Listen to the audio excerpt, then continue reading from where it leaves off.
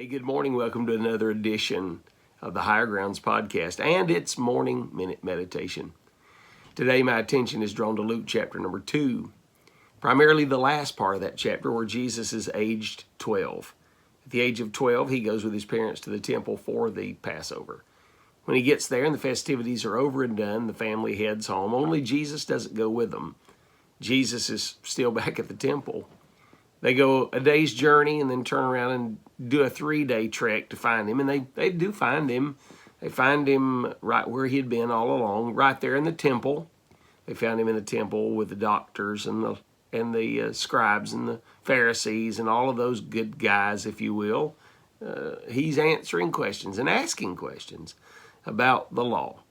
Now, that being said, I'm interested in verse number 47 and 8, and only a word there. The Bible said this, and all that heard him were astonished. They were astonished at his understanding and answers. The next verse says this, that when mom and dad, Joseph and Mary, saw him, the Bible said that they were amazed, and they began to talk to him too. Now, in this chapter, you'll find those two words, astonished and amazed, used. They're synonymous, the one with the other, and you'll find that if you do etymological studies of words, that the words astonished and amazed are basically used interchangeably. One of the things that you'll find, however, is this. You'll find that the word in its meaning means to stupefy the mind. To make it a little more easy to understand, we would put with that our vernacular of the 20th century. Man, that blows my mind. That's amazing. We hear the songs, I'm amazed that he loves me, and I'm amazed that he cares. And we would say we're amazed that God would have anything to do with us, period. But there's two things that ought to always amaze us.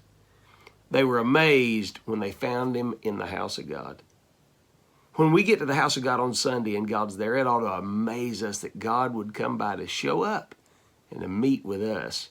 Second, they're amazed by what they heard him say. One thing that always ought to amaze us in the house of God is hearing the voice of God speak personally to us from his blessed holy word. God bless you. Have a great day.